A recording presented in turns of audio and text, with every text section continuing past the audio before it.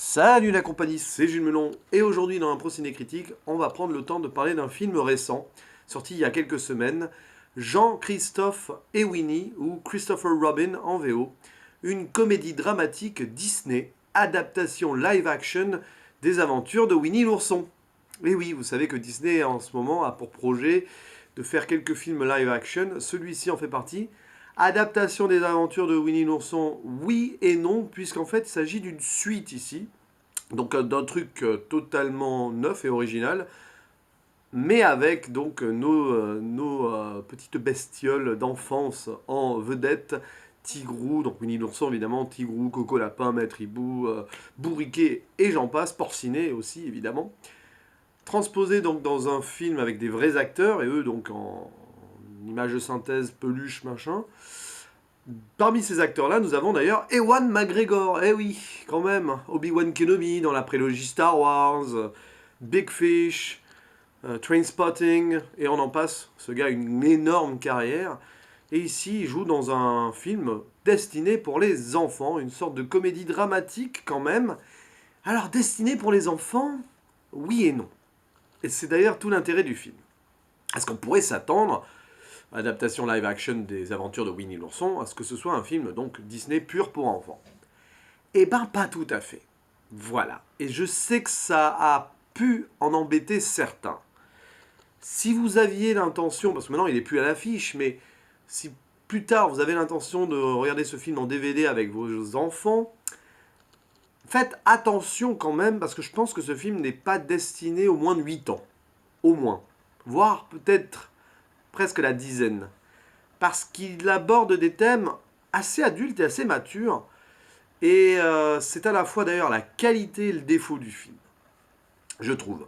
Parce que bon, moi j'ai voulu le voir ce film, parce que quand j'étais enfant, j'aimais beaucoup regarder les aventures de Winnie l'ourson. Voilà, alors je sais plus si c'était. Oui, j'ai dû voir les Disney, enfin les films Disney d'époque, enfin au moins un ou deux. Je crois qu'il y en a eu trois en tout, enfin je n'ai pas vérifié. Et il y avait une série aussi, ben, je regardais ça et j'aimais bien ça. J'ai encore chez ma mère, dessus de lit, Winnie l'ourson. Voilà, alors ça c'est le détail qui tue, hein, vous allez me dire. Le gars il raconte sa vie. Bon bref, Winnie l'ourson et Tigrou surtout, qui était mon préféré, ça m'a marqué quand j'étais enfant. Et donc je voulais voir ça en ayant un peu peur, parce que voilà, les adaptations live action, disons que je les crains un peu. Là, surtout celles qui vont venir, là, Aladdin ou le Roi Lion, j'ai un peu peur quand même que ça soit difficile à digérer. Je n'ai pas vu La Belle et la Bête, sorti il y a un an, il me semble. Un an ou deux, je sais plus. Mais là, je me suis intéressé parce que le pitch avait l'air intéressant, puisque c'est l'histoire donc du jeune Jean-Christophe, l'enfant qui est dans l'histoire de base, qui devient adulte et qui retrouve ses animaux, ses fantasmagories qu'il a créées plus ou moins lui-même, plus tard alors qu'il est dans une vie adulte un peu compliquée. Et ça, c'était intéressant comme postulat de départ, donc je me suis lancé dans le film. Et je vous avoue qu'en regardant le film, j'ai bien aimé, c'est sympa, sans plus, ça se laisse regarder, c'est assez fidèle, c'est assez bien ficelé et touchant. Voilà. Donc c'est un film que j'ai bien aimé, même si très classique, très convenu, sans prise de risque, avec des thèmes donc matures et un peu adultes, mais très éculés et déjà vus mille et une fois. Voilà, le thème du quand on grandit, on perd son imagination, on perd ses rêves, on veut à tout prix se concentrer sur le profit, sur enfin, la vie d'adulte, quoi, machin, tout ça, la vie professionnelle, et on perd un petit peu ses centres d'intérêt et surtout ses priorités. Bon, ça a été vu et revu, mais c'est un thème qui est toujours intéressant à voir, même si très développé dans pas mal de films. C'est toujours intéressant de voir ça, ce phénomène qu'on peut avoir quand on grandit, quelles sont les connexions qui nous restent avec l'enfance, quelle est la place de la nostalgie, quelle est la place du concret dans notre vie malgré tout, etc. Donc c'était plutôt bien fait là, même si pas très original. Et donc le souci ou pas du film, c'est qu'en fait, en regardant ça, je me suis rendu compte que c'était pas pour les enfants. Donc bon, moi je m'attendais à voir un film axé enfant, tout en étant axé nostalgie pour les jeunes adultes qui ont connu Winnie l'ourson il y a 20 30 ans. Mais quand même, voilà, pour un Disney, c'est quand même assez. Enfin, vu comme c'était présenté dans la bande-annonce, je trouve que la cible pourrait être mal interprétée. Pas mal d'enfants ont dû aller voir le film et ont dû se retrouver un peu à côté, parce que voilà, les enjeux sont plutôt au niveau adulte, réflexion de savoir si on peut se rappeler de nos rêves d'enfant, ou est-ce qu'ils sont conciliables avec notre vie d'adulte très terre à terre ou pas. C'était un peu ça le thème du film, je trouve. Donc c'est donc, pour faire le pitch quand même, mais vous l'avez compris, l'histoire de Jean-Christophe, l'enfant donc des aventures de Winnie l'ourson, qui est désormais devenu adulte, il est marié, il a une fille, et bah, avec l'âge, il a perdu toute cette imagination, cette envie de rêver, etc. Et un beau jour, Winnie l'ourson, Porcinet, Tigrou et compagnie reviennent dans la vie de Jean-Christophe pour l'aider à retrouver son âme d'enfant par l'intervention indirecte de sa fille qui a retrouvé un de ses dessins quand il était petit. Un dessin qui représentait Tigrou, pas Tigrou, non, Winnie l'ourson. Et c'est ce dessin retrouvé par sa fille, sur lequel il renversait un pot de miel, Winnie l'ourson, et tout ceci réveille l'imaginaire inconscient de Jean-Christophe et donc ramène à la vie Winnie l'ourson et ses amis. Sauf que voilà, Winnie l'ourson et ses amis, voilà, ils sont restés sur le Jean-Christophe enfant, machin, et ils essayent de le retrouver, et puis bah fatalement, on se retrouve avec ces bébêtes-là dans le vrai monde. C'est un petit peu what the fuck et tout, mais c'est plutôt intéressant là-dessus, c'est assez intéressant de voir donc Winnie l'ourson et Tigrou et compagnie dans le vrai monde à essayer d'aider un homme qui n'a plus vraiment l'âme d'enfant, mais qui va la retrouver peu à peu.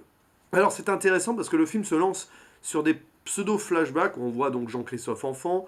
C'est chapitré, on voit des pages du livre qui se tournent, moi j'aime bien ça. Ça prend quand même son temps, un bon quart d'heure pour nous mettre l'histoire du jeune Jean-Christophe en exergue avec l'évolution et ce qui a fait qu'il a perdu son innocence. Bah déjà, un beau jour, il doit abandonner ses amis parce qu'il est envoyé en pension par son père. Donc déjà, c'est là où il dit adieu voilà, à ces animaux imaginaires qu'il a lui-même créés. Et là-bas, il commence à souffrir de la vie avec en apprenant le deuil, la mort de son père. Ensuite, plus tard, il est envoyé à la guerre, il rencontre sa femme, il a un travail, une enfant. Bon, bref, plus de place à l'enfance, que des responsabilités, des moments difficiles, tout ça, tout ça.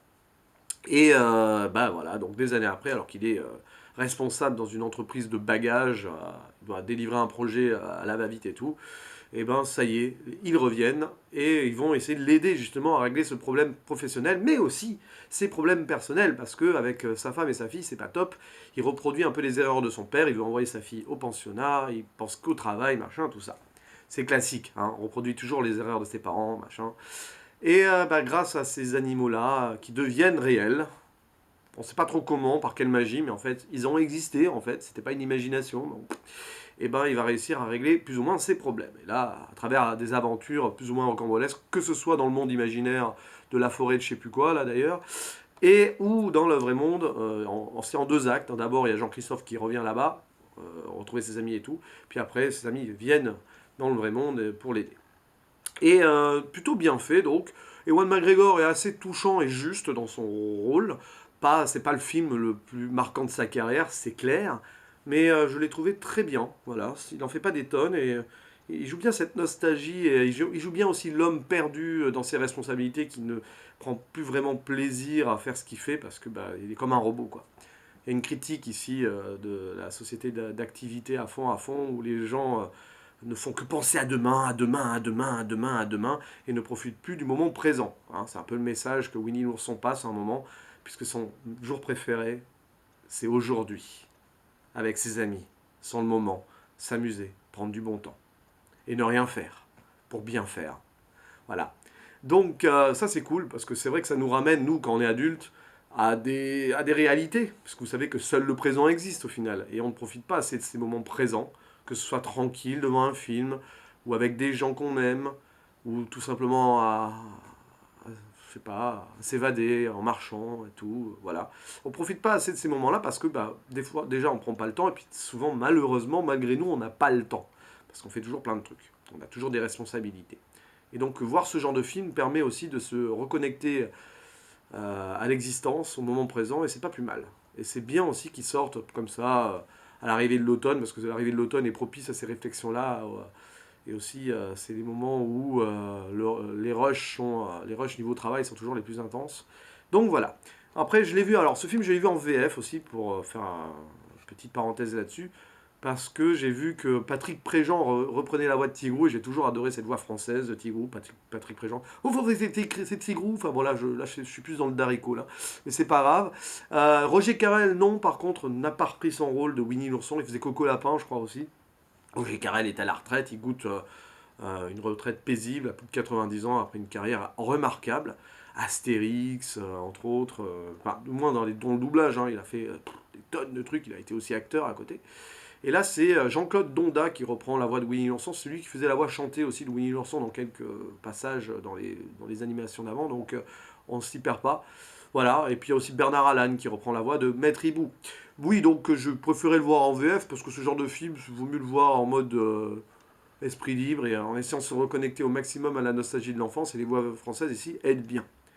Il y a même d'ailleurs la voix de Julia Roberts qui fait la voix de Maman Gourou. Enfin, elle parle très peu, mais ah, tiens. Voilà. Donc voilà, non, c'est un film sympa. Alors, quel est le public visé? C'est un peu le souci. Je lui mets 7 sur 10 parce que nostalgiquement, je suis rentré dedans. Voilà, je suis rentré dedans. Mais ça reste un film réussi, mais qui ne sera pas majeur dans cette année 2018. Mais franchement, on aurait pu s'attendre à bien pire, je trouve. Et puis, l'idée de voir ces personnages-là dans le vrai monde, aider un adulte qui a oublié sa vie d'enfance, donc l'aider aussi à retrouver ces souvenirs-là, moi je trouve ça beau, même si très convenu, évidemment. Mais voilà, c'est un film qui est bien fait, il n'y a pas grand-chose à dire finalement. Le scénario se suit, ouais, voilà, bon, c'est rocambolesque, quand même, des rebondissements très faciles. C'est là où on voit le côté de Disney, on va dire easy watching, hein. C'est facile à regarder, on se pose pas les questions. Voilà, les retournements de situation en faveur des héros sont très rapides et très vite, voilà, très vite expédiés. Il n'y a pas d'explication particulière, mais il faut que ça se termine bien, il faut que c'est un happy end, il faut que ça soit feel good quand même. Mais ouais, non, c'est sympa, voilà, c'est sympa. C'est très classique et ça se laisse regarder. Il n'y a pas de viol de l'enfance. Voilà, c'est déjà ça. Parce que malheureusement, dans pas mal d'adaptations du genre, on peut mal tomber, hein, si vous voyez ce que je veux dire. Bref, un film à faire voir, ouais, si vous avez des enfants de 9-10 ans, ça peut être sympa autour de Noël, si vous trouvez de quoi le voir, parce que bon là, il vient de sortir au cinéma, il n'est pas encore sorti en DVD donc. Mais, euh, mais voilà, allez, à la prochaine. Ciao. Ah si, il y avait encore une petite anecdote, décidément, ça va devenir une habitude maintenant. La femme jouée par, enfin la femme de Jean-Christophe, qui s'appelle Evelyne, est jouée, et ça m'a fait marrer parce que sur le coup, je me dis, mais j'ai déjà vu dans un film où elle était dans les années 40, après la guerre et tout. Et oui, elle est jouée par celle qui joue la compagne de Captain America dans les Marvel, Peggy Carter. Voilà. Voilà, donc là aussi, je me dis, mais en plus, elle avait joué dans ce contexte historique et tout. Ouais, voilà. Donc c'est l'actrice qui a pour nom, alors attendez, je vais vérifier parce que j'ai un gros doute. Oui, c'est ça, Hayley Atwell. Voilà, très jolie fille d'ailleurs, qui joue bien la femme un peu délaissée, la mère de famille qui essaie de compenser le fait que le père soit un peu absent et tout. Bon, voilà, un petit rôle, mais c'est sympa. Voilà, je trouve que c'est sympa. Voilà, c'était même pas une anecdote, c'était juste une remarque en plus que je voulais ajouter. Là, je vais pouvoir vous dire au revoir, à la prochaine. Ciao.